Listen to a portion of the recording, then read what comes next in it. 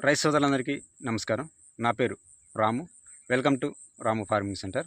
ఇవాళ వీడియో వచ్చేసి ఈ సంవత్సరం అధిక దిగుబడి సాధించినటువంటి టాప్ 5 పత్తి విత్తనాలను ఈ వీడియోలో అయితే మనం చూద్దాం. అలాగే రైతులందరూ ఒక విషయాన్ని అయితే గమనించండి. పోయిన సంవత్సరం పత్తి ప్యాకెట్ ధర 860 రూపాయలు ఉండగా ఈ సంవత్సరం అయితే 900 రూపాయలు ఉండటం జరిగింది. అయితే రైస్ సోదరులు గమనించండి. ఇప్పుడు ఒక్కొక్క విత్తనం గురించి మీకు చెప్పడం జరుగుతుంది. మొదటి రకం విత్తనం చూసుకున్నట్లయితే క్రిస్టల్ కంపెనీ వాళ్ళది. ఈ కంపెనీ వచ్చేసి ఇటు ఫెర్టిలైజర్గా గాను సీడ్గా గాను టాప్ 1 కంపెనీలో ఒకటండి ఇది. దాంట్లో వచ్చేసి విత్తనం CCH 369 అనే విత్తనం అయితే రావడం జరిగింది. ఇది కాయ సైజ్ చూసుకున్నట్లయితే లావుగా ఉంటుంది. అలాగే గొబ్బు కూడా పెద్దగా ఉండి కూలీలకి అయితే తీయడానికి తేలిగ్గా ఉంటుంది. ఇది గనుపు కూడా దగ్గర కనపండి. ఈ విత్తనానికి బెనిఫిట్ వచ్చేసి ఎటువంటి వాతావరణ పరిస్థితినైనా తట్టుకుంటుందండి. ఇది అధిక వర్షాలు వచ్చినా సరే కాడపూత రావటం కానీ గోడ రావటం కానీ మనకైతే ఉండదండి. ఈ విత్తనంలో నేనైతే ఇదైతే గమనించడం జరిగిందండి.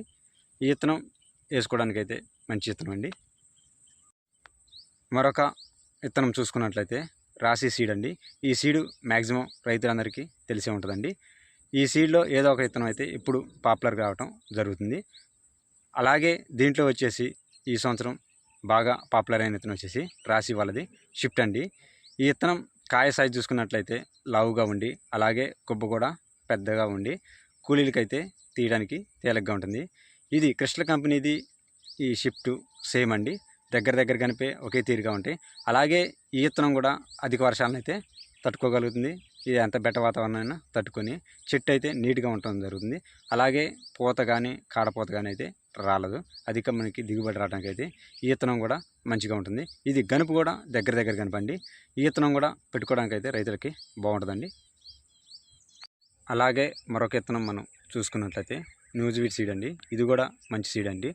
దీంట్లో వచ్చేసి సింధు అనే విత్తనం అయితే రావడం జరిగింది. ఇది కాయ సైజ్ చూసుకున్నట్లయితే కొద్దిగా మీడియం సైజ్ అండి. అలాగే గనుపు కూడా దగ్గర కనపండి. అలాగే మనకి ఎటువంటి వాతావరణ పరిస్థితి అయినా ఈ విత్తనం కూడా తట్టుకుంటుంది.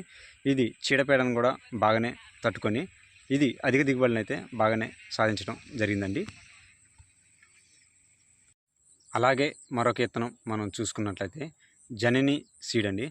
దాంట్లో వచ్చేసి విత్తనం పేరు 555 అనే విత్తనం అండి. ఇది కూడా కాయ సైజ్ చూసుకున్నట్లయితే లావుగా ఉంటుంది. అలాగే గనుపు కూడా దగ్గరగా ఉండి ఎటువంటి వాతావరణ పరిస్థితినైనా ఈ విత్తనం అయితే తట్టుకుంటుంది. అలాగే చీడపీడలను కూడా ఈ విత్తనం అనేది తట్టుకొని అధిక దిగుబడులు అయితే సాధించడానికి ఇది అవకాశం ఉంటుందండి.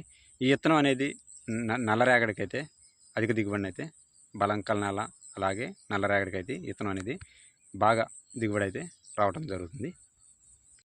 అలాగే మరొక విత్తనం మనం చూసుకున్నట్లయితే కోర్ సీడ్ వాళ్ళది తారక్ అనే విత్తనం అయితే రావడం జరిగిందండి. అది కూడా కాయ సైజ్ చూసుకున్నట్లయితే మీడియం సైజ్ అండి. అలాగే గనుపు కూడా దగ్గర ఉండటం జరుగుతుంది. ఇది ఎటువంటి వాతావరణ పరిస్థితినైనా తట్టుకుంటుంది. అలాగే ఇది చీడపీడను కూడా బాగానే తట్టుకునే విత్తనం అండి. ఈ విత్తనం ఇది కూడా మార్కెట్లో మంచి పెట్టుకోదగ్గ విత్తనం అండి. ఈ విత్తనం కూడా